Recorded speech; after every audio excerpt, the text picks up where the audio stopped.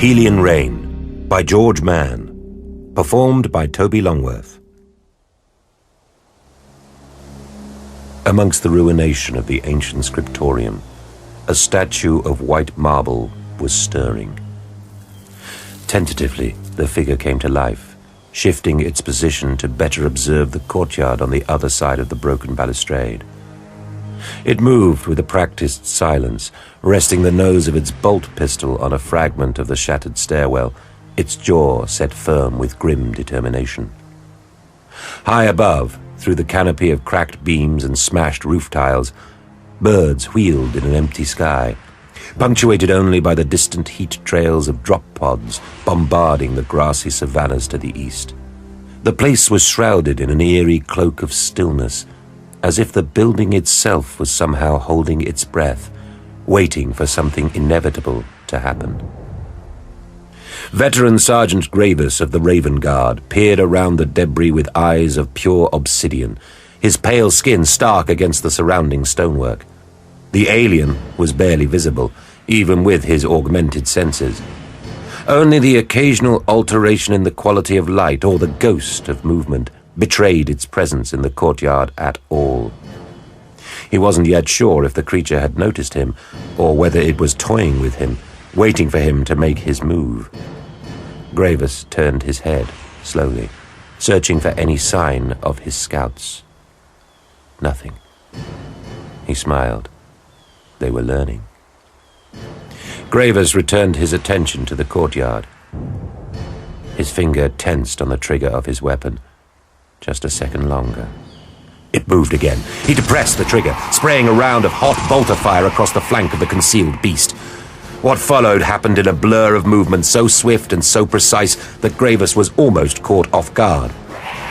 The tyrannid creature emitted a tortured howl, spinning around with surprising agility and leaping over a ruined wall towards its attacker. Gravis could see now that his instincts had been correct. The thing was a lictor, 3 meters tall, with a hard, pink, chitinous shell and a festering mouth filled with wriggling, writhing probosces. Its eyes gleamed an angry red, and 2 immense, bony blades scythed the air above it, the ferocious tips of extra limbs that jutted from its shoulders. Its ribcage was covered in a series of angular barbs that Gravis knew, from experience, were to be avoided at all costs. And it smelled like death. Like the very essence of death itself. It was a scent that Gravis would never forget. Altheon 4 would be burned in his memory forever. The creature raised its head towards the sky and howled once again, before stalking forward with menacing intent. It was then that the scriptorium erupted into a cacophony of sound and movement. The report of a shotgun, the chatter of bolters, the sound of boots crunching gravel, the ominous clacking of the lictor's hooves against the broken flagstones. Where previously the only sounds had been the distant cawing of the birds, now the ruined building was filled with the riot of battle. The scouts materialized from the shadows like ghosts stepping between the fabric of worlds. Grey camo cloaks billowing around their shoulders, weapons charged and ready, prepared as always for the battle to come. Gravis backed away from the lictor as the others swarmed around it, encircling it, trapping it between them with an ease and discipline that made Gravis's heart sing. Gravis squeezed the trigger of his bolt pistol again, loosing a hail of shots. The lictor thrashed around, unsure in which direction to focus its attack. Gravis offered suppressing fire as Tyrus leapt forward, lopping off one of the lictor's bony limbs with a single easy movement of his combat knife. Green ichor gushed from the wound as the arm fell twitching to the ground. Tyrus fell back to avoid the slashing talon from somewhere above that threatened to decapitate him in retaliation. Concentrate your fire on its head. Gravis strode forward, raising his weapon and firing directly into the nest of tentacles that swarmed around the monster's gaping mouth. The lictor screeched in defiance. It lashed out to the left, catching Corbus hard with a flick of its remaining clawed arm, sending him sprawling to the floor, his shotgun spitting wildly into the sky as his aim was knocked askew. He rolled across the flagstones and remained there on the ground, still, his face hidden from view. Bring it down before it can call for more of its kind. Gravis moved to the left, trying to close the gap in the circle left by the prone Corbis, all the while keeping his black eyes fixed on the beast, his weapon trained on its head. It wouldn't do to offer the monster an escape route. Lictors hunted alone, but their kind were never far behind, and if they didn't bring it down swiftly, its pheromones would bring swarms of the things down on them. There was a cry from behind the lictor. Avin or Shield. Gravis couldn't see which, but he could see the creature's barbed tail flick up over its shoulder, blood dripping from the bony protrusions that crested its tip. Another one down. Gravis felt something thunk into his chest plate and cursed for allowing himself to be distracted. He looked down in horror to see one of the lictor's flesh barbs had embedded itself in his armor. Extruded from the alien's chest, the barb was attached to a glistening tendril of thick, ropey flesh. The lictor jerked and Gravis lurched forward, only just managing to retain his footing. The creature was drawing him in, pulling the tendril back inside itself and dragging him closer in the process. Its slavering probosces, or at least those that still remained after the rounds of bolter fire that Gravis had shot into his face, quivered with anticipation. This is what he had seen on Alpheon 4, the horror of what those tendrils could do. He wouldn't let it happen to him. Gravis dropped his bolt pistol and kicked backwards, allowing his feet to come up off the ground and throwing all of his weight against the drag of the lictor's tendril. The barb held, and although the Xenos staggered, it remained firm. It continued to pull Gravis closer. Gravis took a deep breath. His next move was all about timing. Around him, the other scouts were still pounding the lictor with bolter fire and swipes from their combat knives, and he could see it was close to death. Syrupy ichor ran from numerous wounds in its torso, and the air was filled with the stench of scorched bone and seared flesh. But the creature's eyes still burned with fury, and he knew that it would not stop, not until it had burrowed its loathsome bone-tipped probes inside his head and stolen his memories, absorbed all of his thoughts. Death was one thing, a thing he would welcome when the time came, and he knew he had proved himself to the Emperor. But this alien, this monster, it represented something else. The loss of everything he was. He would not allow this creature inside his head. Gravis's feet skittered across the shattered floor of the scriptorium. The creature was close now, so close he could feel the heat of its fetid breath. He flexed his shoulders, readied himself. Then, in one swift movement, he reached up and clasped the grip of his chainsword, tearing it free from its scabbard and thumbing the activation stud. He swung it round before him, at the same time allowing his body to go limp, foregoing all resistance so that he was pulled sharply forward towards the straining lictor. He collided with it, caught for a moment in its bony embrace.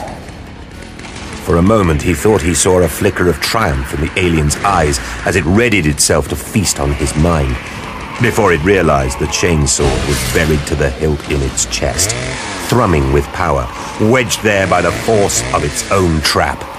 The lictor screamed as Gravis forced the chainsword up and out of its torso, ripping through organs and muscles and bones until, at last, the roaring blade burst free, slicing unceremoniously through its neck and finally silencing it forever. The alien wavered for a moment before toppling to one side, Gravis still tangled in a heap of limbs beneath it. Get me out of here! He barked at the others, who still stood in a circle around the dead beast, looking on with something approaching awe.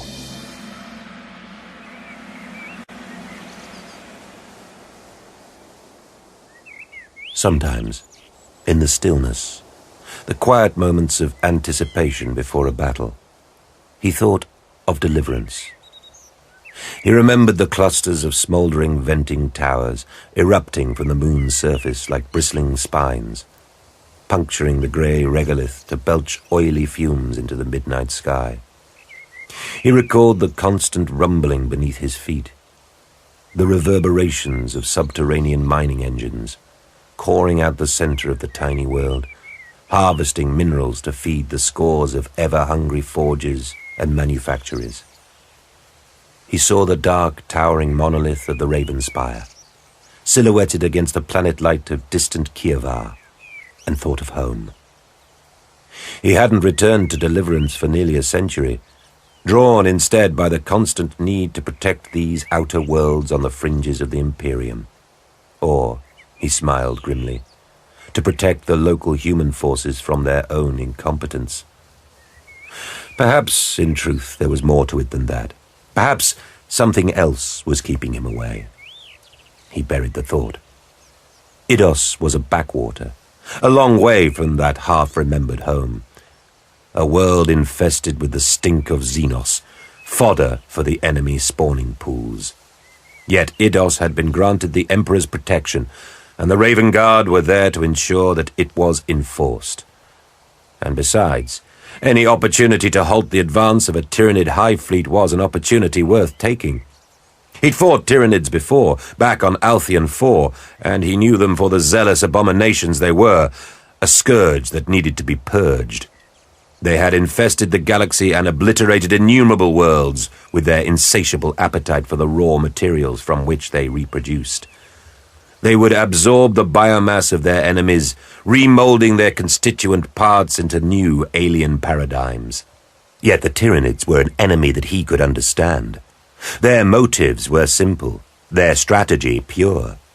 They wished only to feast on the biomass of a world, to consume it completely, and they would take it through weight of numbers alone, single-minded and devastating. Shadow Captain Aramis Corrin surveyed the ruined landscape before him, the grassy plains covered in straw-like grass, the undulating hills and ridges that formed from the shattered wreckage of Proxima City in the distance. It was too late for this place. He knew that already, an indisputable truth. His Raven Guard would halt the flow of the Xenos, but the planet itself would never recover. Too much had been lost, and the world was far too out on the rim of the Imperium for it to be worthy of rebuilding. The planet's inhabitants knew that too, and that's what had driven them to such desperate measures, using inferior weapons to attempt to destroy the hive ship that hung in planetary orbit, a moon-sized abomination.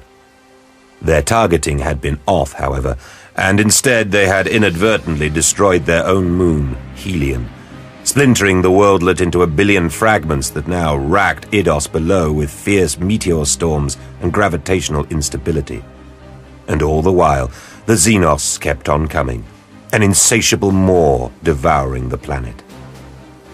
Corrin looked down upon the serried ranks of space marines, their black armor gleaming in the morning sunlight. To his left, bike squadrons formed a protective flank, covering the line of trees in case anything emerged unexpectedly from the forest. To his right, assault squads readied themselves for the coming onslaught, their talons glinting. And between them stood the main bulk of the Fourth Company, bolters at the ready. The Raven Guard were few, but they would hold firm. This, to Corrin, was yet another indisputable truth. Corrin himself stood upon the crest of a hill, resplendent in his ancient armor. It was an antique, worn for millennia by the captains of the Fourth Company. Created in the Martian forges before the time of the Great Heresy, it was engraved with the names of all those who had worn it before, had given their lives in honor to the Emperor. A litany for his dead brethren, covering every inch of its pitted black surface. Corrin felt the burden of their memory, but also the honor of their company, the pedigree from which he had come. Today he would make his forebears proud. He would honor their memory.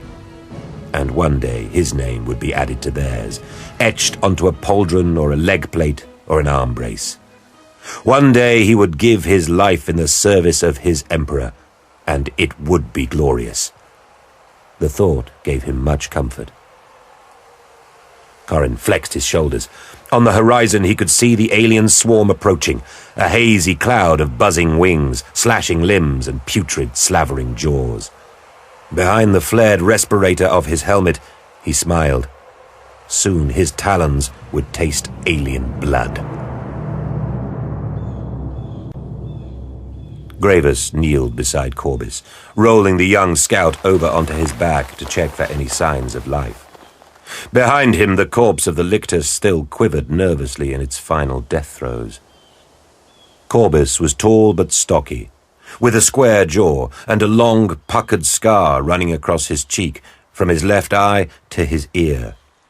His flesh was already beginning to lose its pinkish hue, becoming pale and translucent, and his hair had darkened to the colour of dusk, a sign that his melanchromic organ was mutating. He had the mark of the raven. Gravis's flesh had long since been bleached by time and experience. His eyes, too, had lost their colour, becoming orbs of the purest black, glossy pools of impenetrable darkness. He was older than the others and had seen combat in all its multifarious facets, fought Xenos and traitors alike on myriad worlds throughout the Imperium. It was his role to train the fresh-faced scouts, to shape them into fully-fledged battle brothers, if they managed to survive their training. And Idos was no simple exercise. The enemy was lurking around every corner. Gravis stood, his boots crunching on the splintered flagstones. He's breathing.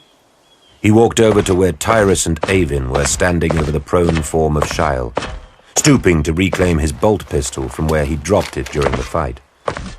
His exposed arms were covered in lacerations and scars, as well as ichor and bodily fluids spilled from the chest of the lictor when he had brought it down.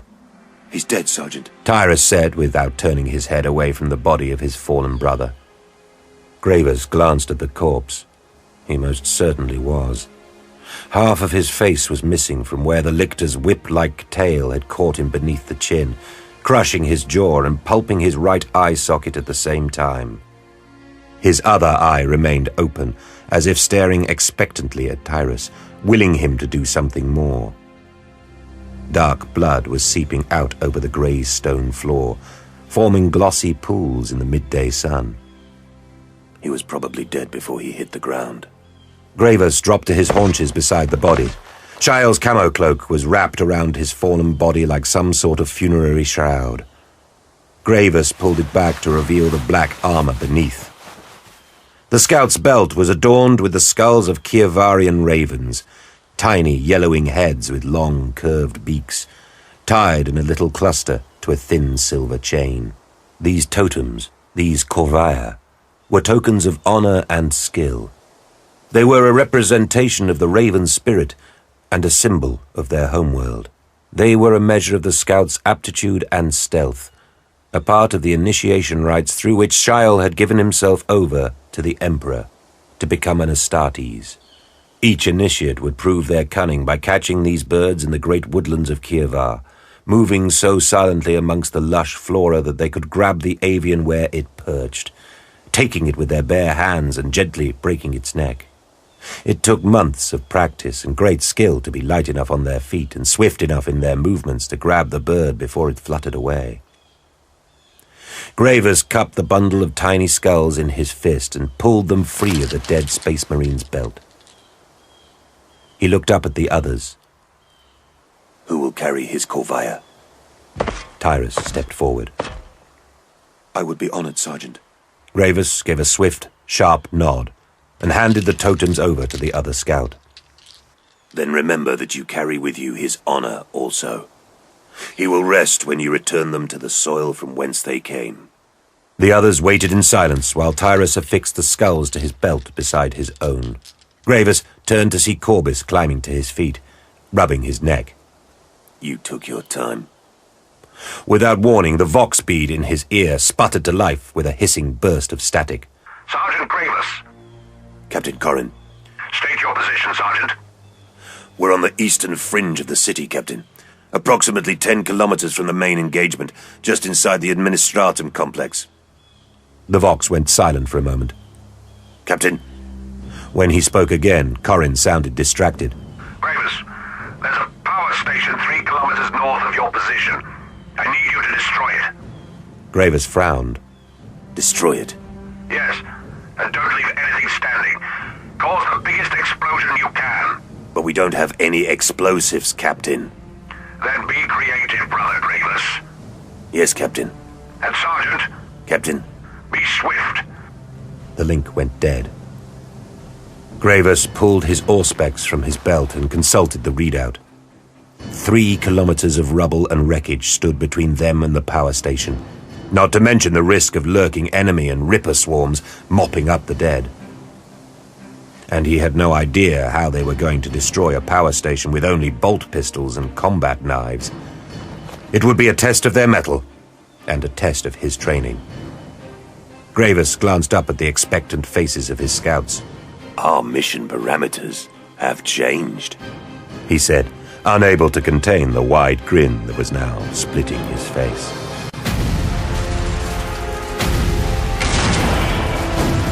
The enemy swarm was more substantial than even the reports of his own scouts had led him to believe. There were thousands of them, a great shifting ocean of flesh and bone.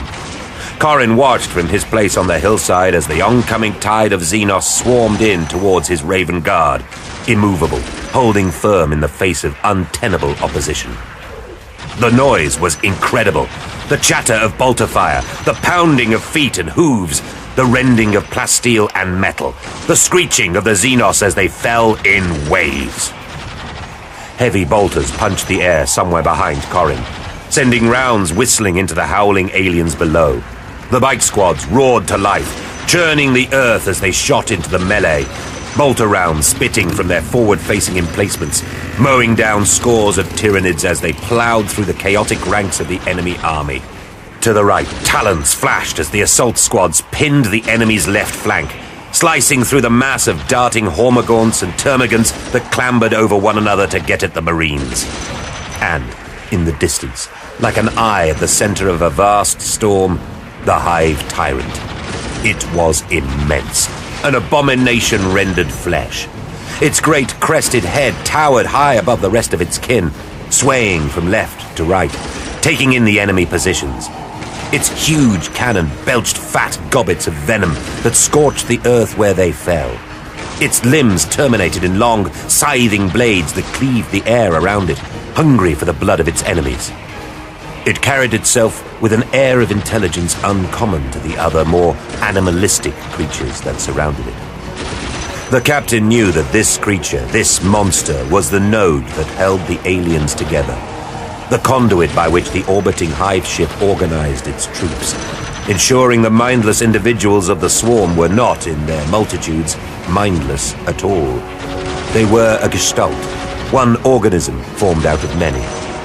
But if Corin could sever that link between them, could interrupt that flow of information from the central intelligence above, then they became nothing. They would lose their cohesion. They would lose their purpose. And an enemy without purpose was no enemy at all. Corin turned to see one of his veterans approaching, his ebon armor scarred by the marks of 1,000 prior battles. Argus, it is time for us to join our brothers in the fray.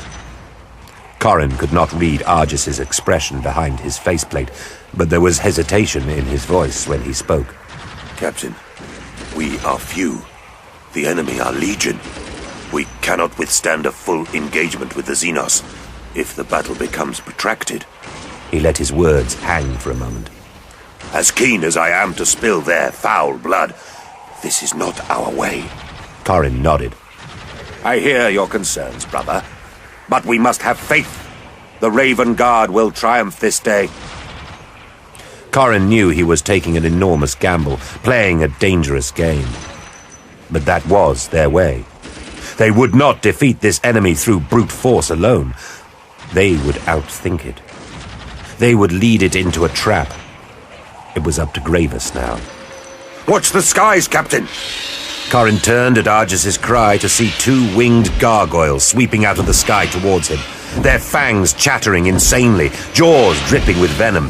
Their heads and backs were plated with the same pink armor as their larger, flightless kin. But their exposed bellies were soft and fleshy, the perfect target.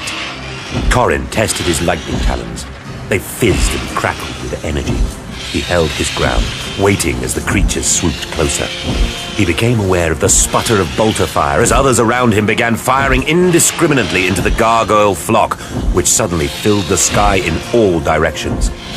He heard the beating of 100 leathery wings as the hillside was cast in deep shadow, the density of the baying flock momentarily blotting out the sun. Swathes of the creatures tumbled from the air like fleshy missiles, shredded by bolter fire, colliding noisily with the ground at the Space Marine's feet. But the onslaught continued unabated. Corrin kept his eyes trained on the two gargoyles approaching him from above. The beast on the left squeezed the trigger of its strange, bone-colored weapon, spitting a fine spray of acid across the captain's chest plate and pauldron. He ignored it, remaining perfectly motionless as the venom chewed tiny holes in his armor. He dismissed the warning sigils that flared up angrily inside his helmet. Waiting. The gargoyles maneuvered themselves in for the kill, swinging around to offer their vicious-looking tail barbs to the Space Marine, aiming their poison-spewing weapons at his faceplate. Still waiting. Corrin pounced. He leapt into the air, twisting his body and uncoiling like a tightly wound spring. He extended his talons skywards, skewering the gargoyles through their exposed bellies, impaling one on each of his sparking fists. His maneuver was timed to perfection. The gargoyles had no time to react, screeching in pain and fury, twisting on the hissing metal claws that now punctured their pink alien flesh. Pungent ichor coursed down Corrin's arms. He landed neatly, his fists still held aloft, as if brandishing the splayed gargoyles like obscene trophies. They thrashed for a few seconds more, their wings beating his arms and his face, their claws scrabbling at his power armor, before falling still, nothing but dead weights. Corrin roared in triumph and lowered his arms, casting the twin corpses to the ground. His ire was up. Below, his Astartes were holding the line, keeping the aliens back, refusing to buckle. But Corrin could see them straining against the sheer numbers and the zealous ferocity of the Tyranid assault. It was time. There was nothing more he could do from his vantage point on the hillside. He had committed the Raven Guard to this course of action, and if he failed, then it would be a glorious death. All that was left was to hold the line. All that was left was the battle. Corrin charged down the hillside, his boots pounding the earth as he ran. He leapt into the fray, his weapons ready. The blood sang in his veins. This was why he had been created, what he was made for. This, the glory of battle. This, the smiting of the Emperor's foes. This, the great war against the enemies of man.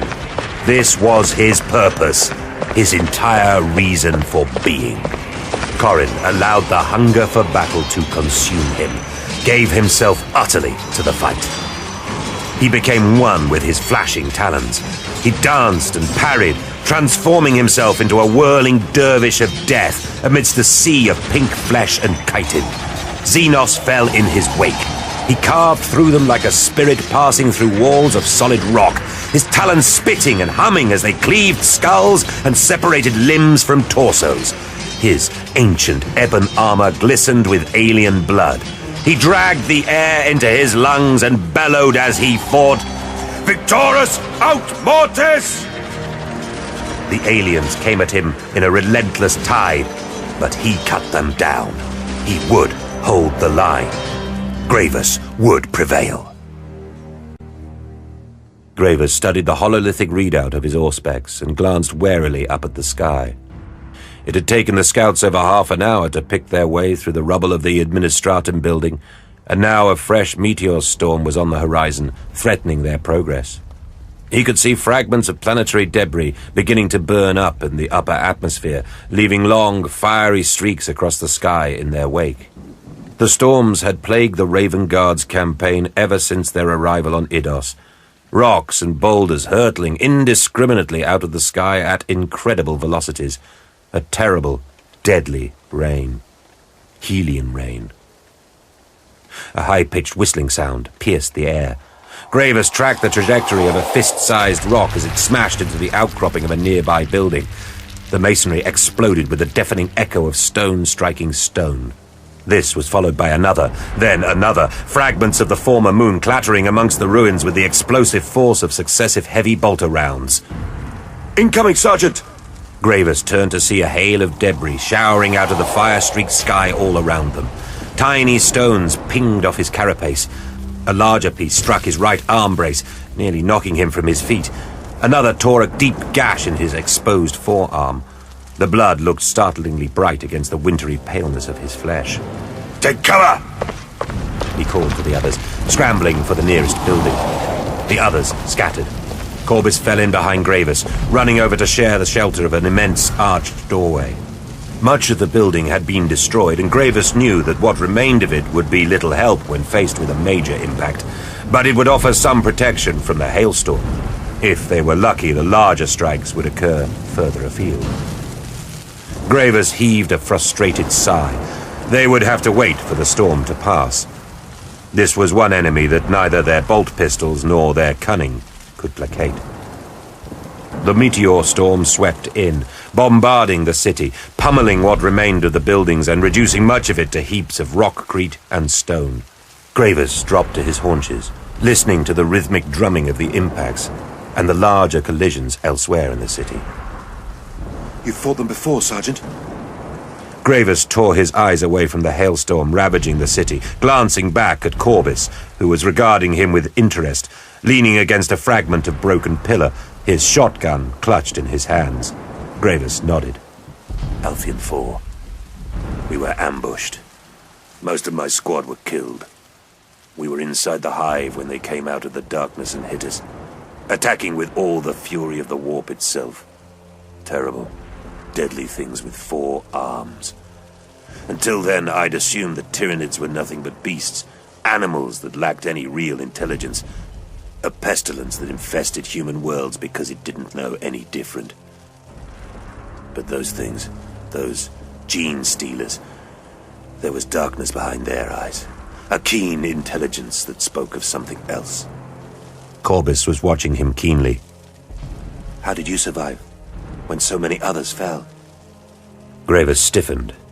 He heard no accusation in Corbis's gruff tone, but the questions and the memories stirred feelings of guilt within him. He could not explain why he had lived when so many of his brothers had died. I cannot say. I was blinded by rage.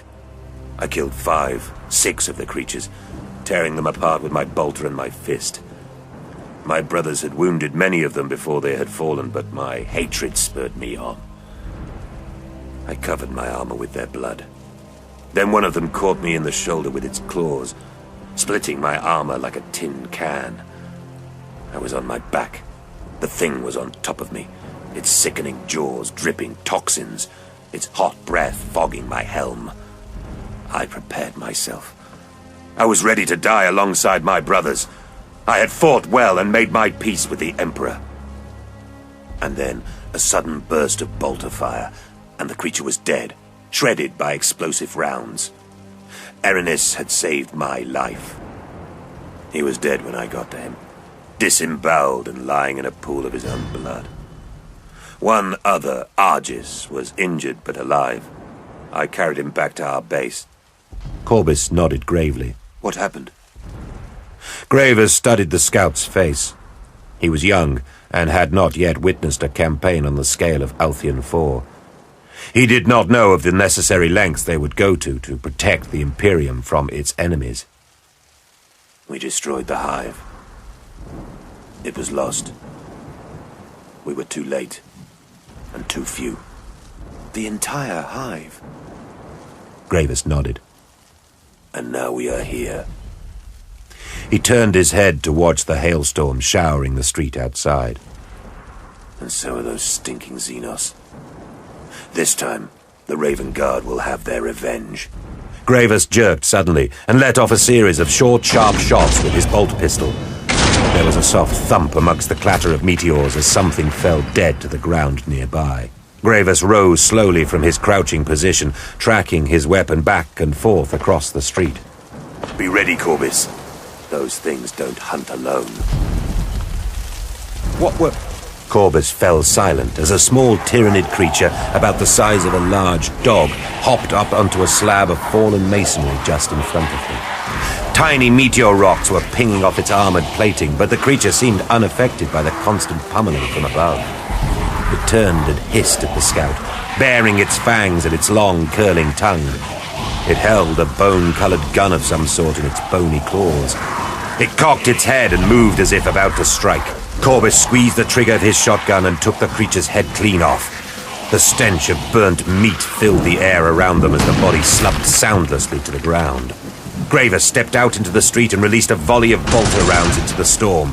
He could see a pack of termagants swarming through the wreckage towards him, their heads bobbing as they ran, twitching as the debris from the shattered moon continued to stream down around them.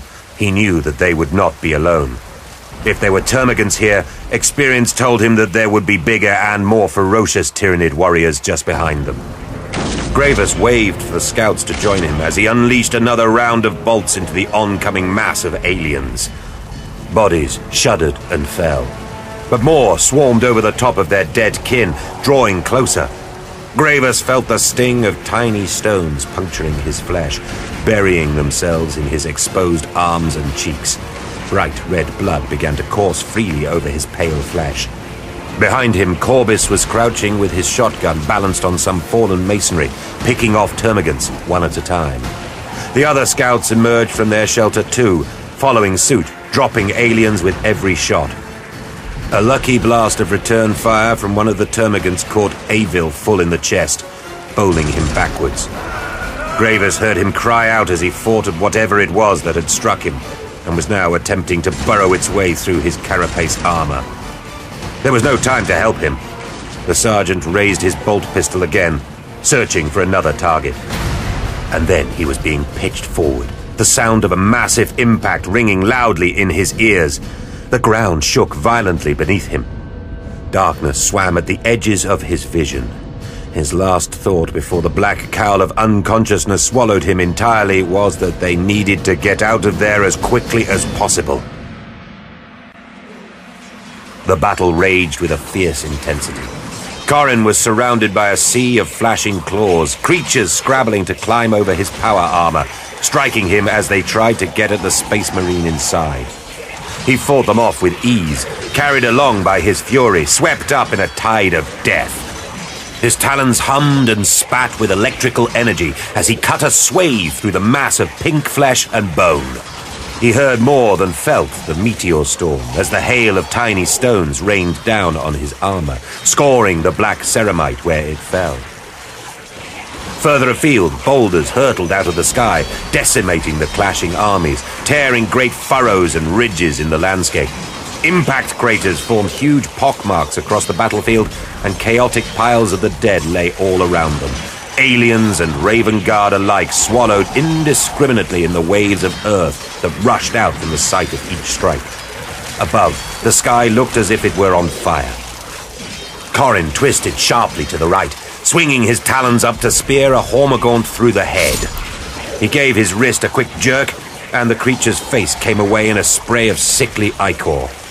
Its twitching body fell to the ground, but Corrin had no time to savor the moment. For every alien he killed, another two took its place.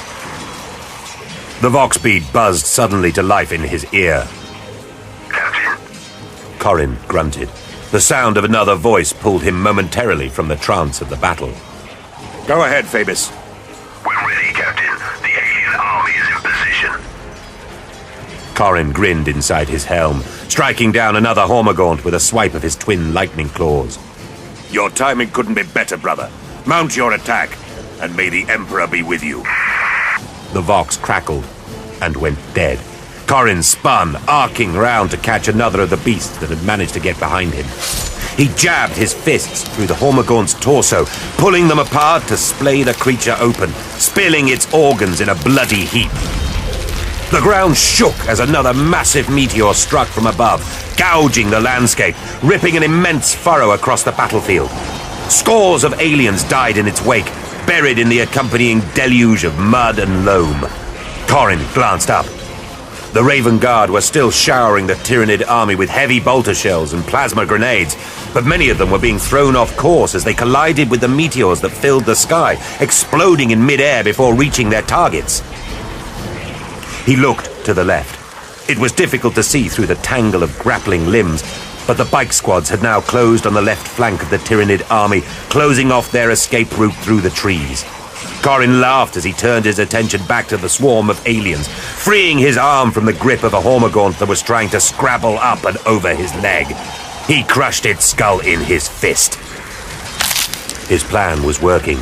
With Phoebus closing in on the Xenos army from behind, flanking them with a Raven Guard force comparable in size to the one under Corin's direct command, they had the Xenos pinned. To the right, like the walls of a great dam, were the walls of the ruined city. The Tyranids were completely surrounded. Now, it was a waiting game. All they had to do was hold the line. Corin willed Gravis to hurry.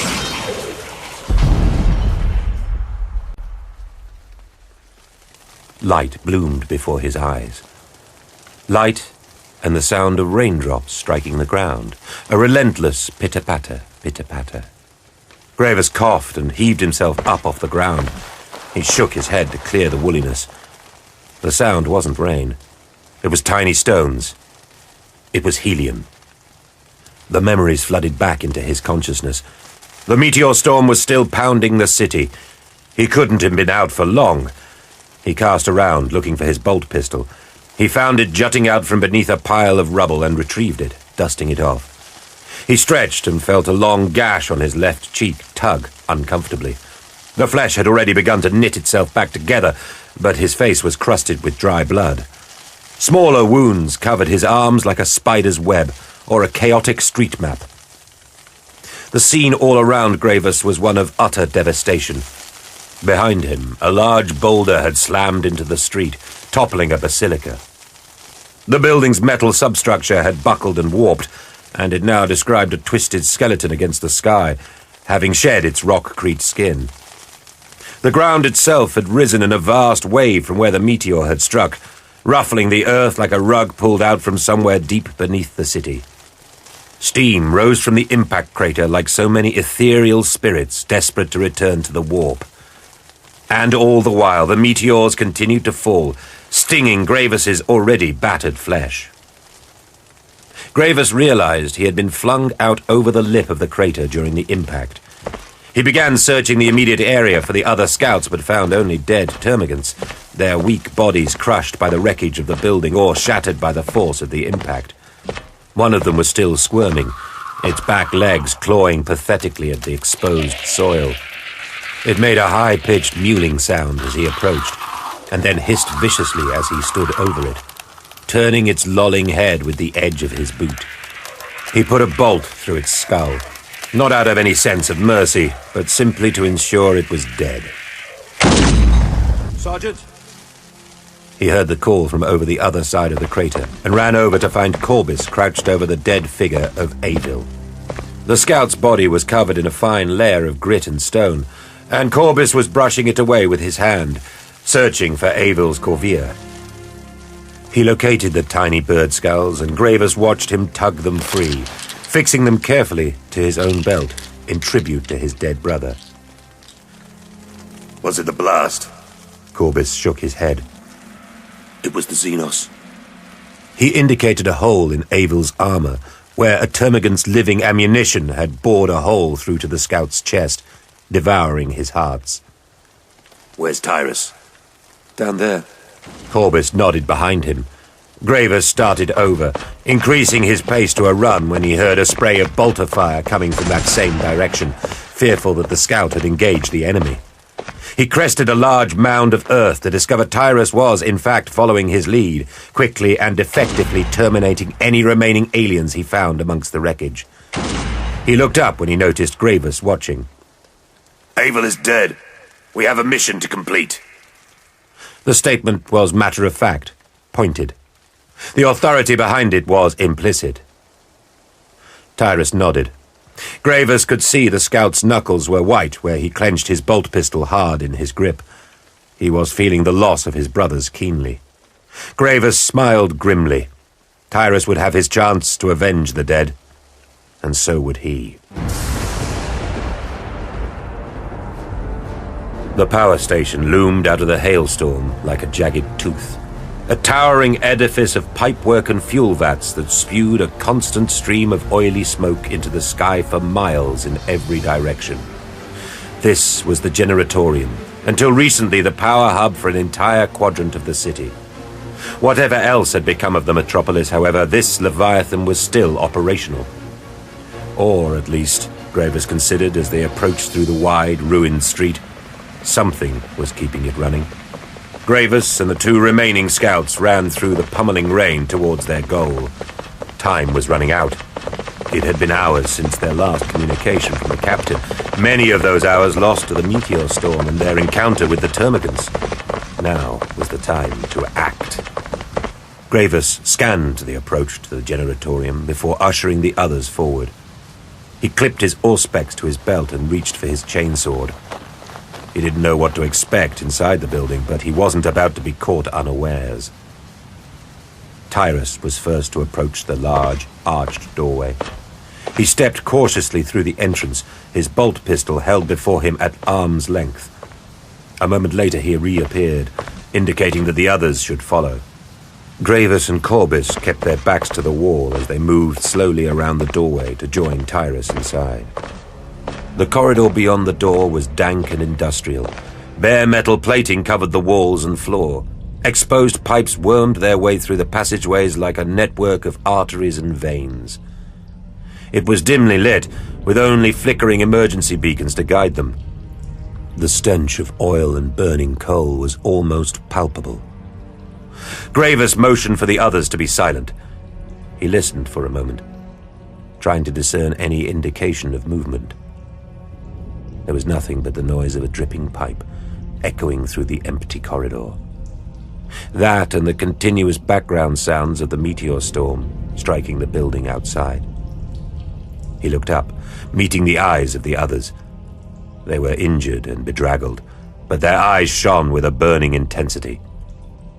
We need to find the reactor. That's the only way we can destroy this place without any explosives. We set it to overload, and we get out of here as quickly as possible. Corbis straightened his back and flexed the fibrous muscles in his neck. May the Emperor protect us. We will do our duty. They set off down the passageway, their boots ringing loudly on the metal floor plates. They passed along a series of almost identical corridors as they wound their way towards the heart of the structure. The low red lighting cast long shadows, and the occasional clank of a pipe or the thrum of a power line kept Gravis alert and ready. The place seems deserted, Sergeant. But as they turned a dogleg in the passageway, it became instantly clear that it was not. They had come upon a bulkhead that had been dropped across the corridor, blocking their way. One of the safety barriers that locked into place during a shutdown. Gravis had considered turning back, finding an alternative route, but that meant doubling back, and worse, it meant wasting time. He consulted his auspex. Going through the bulkhead was the quickest way to the reactor. They were only a matter of meters away. Once they were through, they could set the reactor to overload and get out of there. They would have to break through by blasting it with bolter and shotgun fire. He was about to outline this plan to the others when he heard the distinctive tap-tap of something ringing out against the metal floor plates. He glanced at the others inquisitively, but was met with only blank stares. He hesitated, a cold sensation spreading across his chest. There it was again.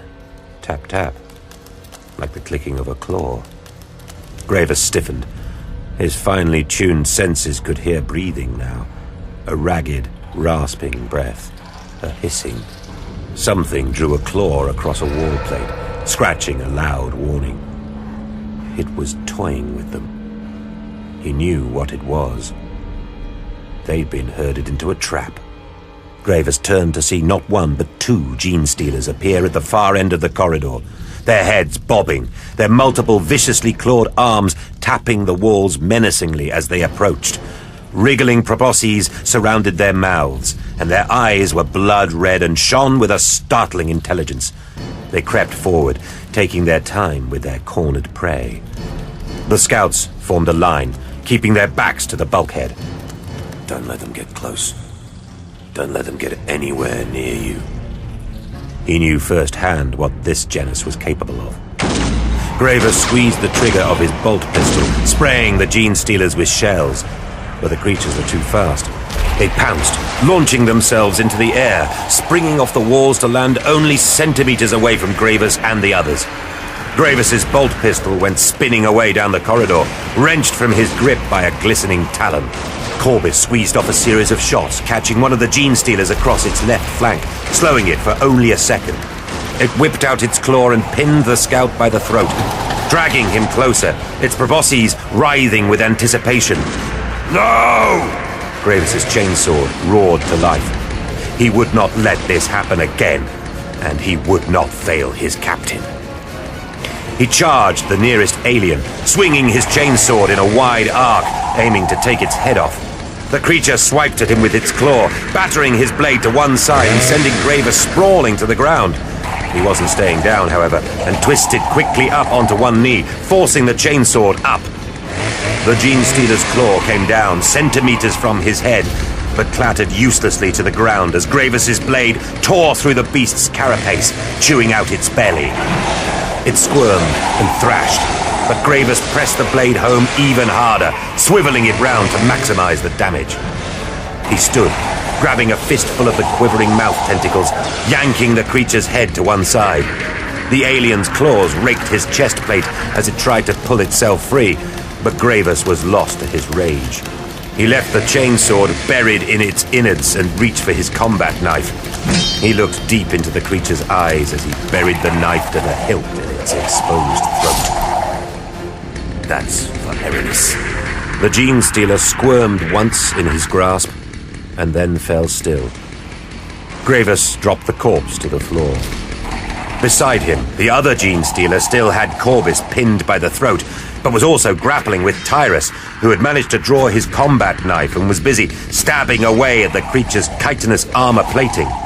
He was bleeding freely from a long wound in his arm. Gravis calmly pulled his chainsword free of the corpse at his feet, stepped across the corridor, and wordlessly lopped off the head of the occupied Gene Stealer. It fell to the metal floor with a dull thunk, and the body went limp. Corbis and Tyrus both disentangled themselves from the mass of limbs. Tyrus was breathing heavily. I told you not to let it get too close to you. Corbis laughed grimly. What now? Gravis motioned to the bulkhead. Through there. The reactor is on the other side of this barricade. Corbis, see if you can blast through with your shotgun. He stepped back to make room for the other scout. And be quick. I don't want to be cornered by any more of these things. He kicked at the dead remains of the nearest Gene Stealer and moved off in search of his bolt pistol.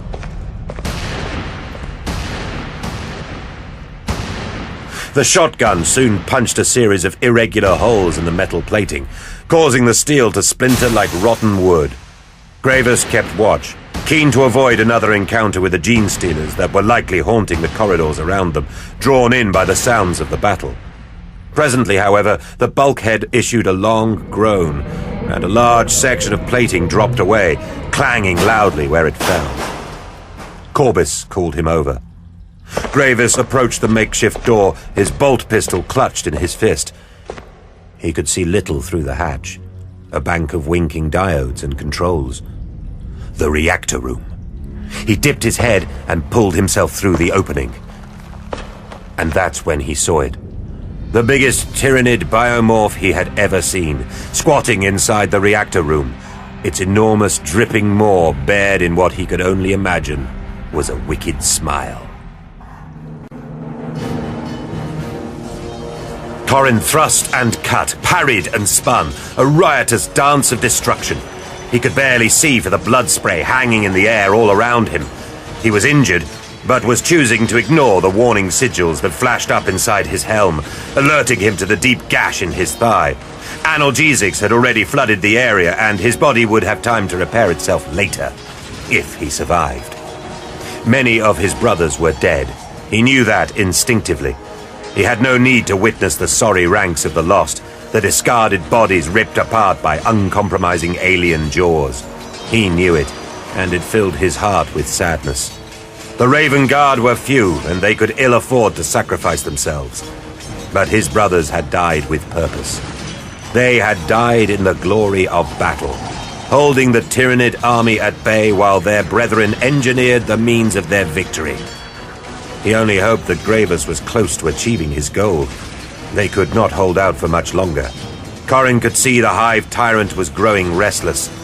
The end was in sight, one way or another. Gravis eyed the creature warily. It was huge, towering at least 3 times his height, with a flared crest of blood-red chitin atop its massive head. Its lower jaw was wide and pink, splayed like a shovel and connected to 2 mandibles that twitched ominously from side to side as it regarded him. Its fangs were as big as his forearms and coated in dripping venom. Its body was long and snake-like, and, Gravis realized, disappeared into the ground, from where the monster had evidently burrowed its way into the generatorium, digging its way in from beneath the city. 3 huge pairs of limbs terminated in scything talons, with 2 sets of smaller arms bursting out from its chest. The creature emitted a shrill chirp and shifted its bulk, lowering its head to show them its fangs. Its fetid breath smelled of moist earth and decay. It filled the reactor room utterly. But no matter how hard it tried, it couldn't twist itself around enough to reach the Space Marines with its talons. Once again, Gravis was taken aback by the intelligence displayed by the Xenos. Had they known the scouts were coming? Was that why the biomorph had burrowed its way here? Or worse, had they planned to use the same trick? Were the Tyrannids actually intending to use the power station for the same purpose as the captain? To detonate it at a time when it would prove most devastating to the Imperial forces? Either way, they had been outmaneuvered. What is it? Corbus was standing beside him, staring up at the monstrous thing. It's between us and the reactor. Tyrus stepped forward, brandishing his combat knife. We're going to have to fight our way through. The scout was right. There was little else they could do. Corbus, get to that reactor. Tyrus and I will keep it occupied. Gravis raised his bolt pistol. We don't have to kill it, Tyrus. Just keep it busy. The reactor will do our job for us if we can get to it. Tyrus nodded, but Gravis wasn't clear whether it was an understanding or something else entirely. The injured scout seemed distant, distracted. Corbus approached the creature tentatively, trying to search out a route to the reactor. He moved left, and it howled like a baying wolf, slamming its talons down into the churned earth, trying its best to reach him. The bony blade scratched the walls in frustration. Corbus fell back, raising his shotgun and loosing a handful of shots. They tore its flesh but did little more than anger it. Tyrus drew his combat knife. He extended his arm and placed something in Gravis's hand. It was a tiny bundle of bird skulls. Honor me, Sergeant, in the fields of Kievar. Tyrus! The scout charged forward towards the beast, his bolt pistol flaring as he fired round after round into the creature's open maw. It screeched in fury and lashed out with its scything talons, one of them catching him full in the chest, bursting out of his back and spattering Astartes' blood across the room. Tyrus growled in agony as he was lifted fully from the ground. His combat knife stabbed down, biting deep into the monster's flesh as it pulled him closer to its slavering jaws. Corbus, get to that reactor now! Gravis swung his bolt pistol around and fired into the alien's wide mouth, satisfied to see the bolter rounds flashing inside its head as they exploded brightly, cracking its teeth. The creature reared its head and thrashed alarmingly, swinging Tyrus violently from side to side. Tyrus was still alive, barely, speared on its outstretched claw. With one hand, he was firing his bolt pistol into its face. With the other, he was driving his combat knife repeatedly into the thick hide of its torso, searching for any vital organs. Gravis moved back and forth in a wide semicircle, keeping his weapon trained on the monster, firing clip after clip at its head, desperate to keep it from realizing that Corbus had now passed it, and was working on the reactor controls behind it. He reappeared a moment later, scrambling towards Gravis. Too late, Gravis saw the arcing talon as it swung down from above, catching Corbus square between the shoulders and pitching him forward. The scout stumbled and dropped. The talon raised again, ready to finish the prone Corbus. Gravis dived forward, grabbing at his brother and flinging him across the reactor room. The talon sliced down, puncturing his shoulder and opening his chest, bursting a lung. Gravis slumped to the floor. The world was spinning. The creature pulled Tyrus's now unconscious body towards its mouth and chewed off his head. Behind it, the reactor was reaching critical, warning sirens blaring. Gravis saw only darkness.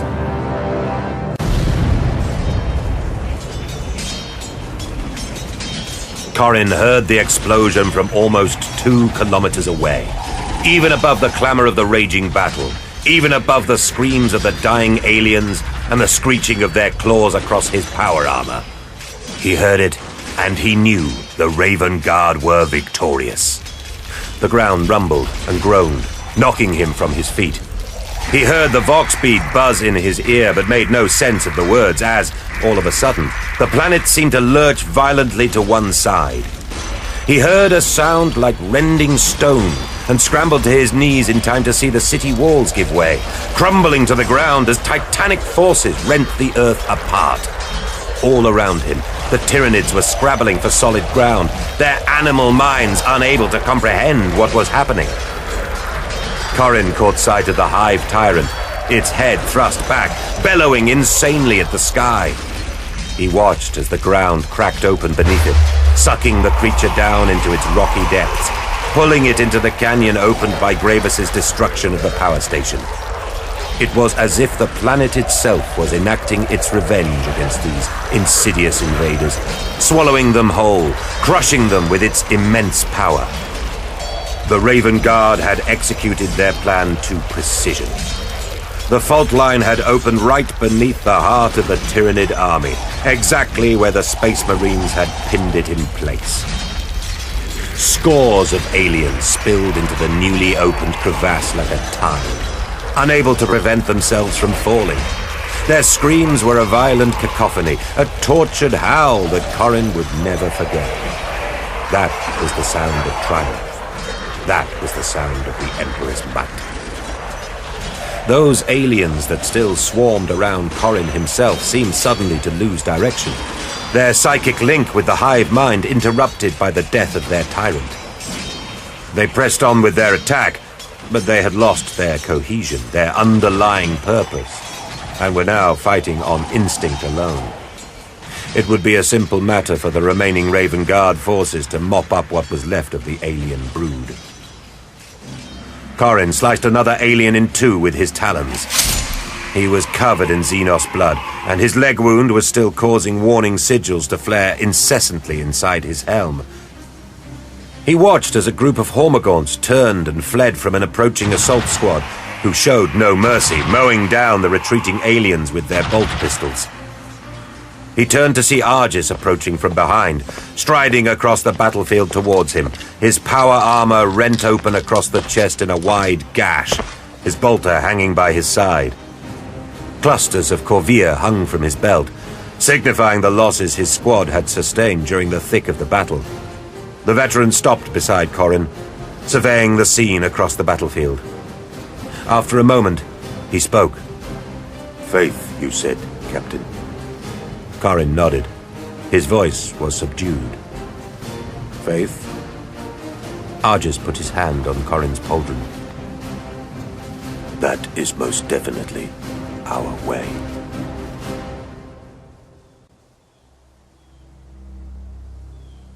Gravis sucked noisily at the air and winced at the lancing pain it caused in his chest.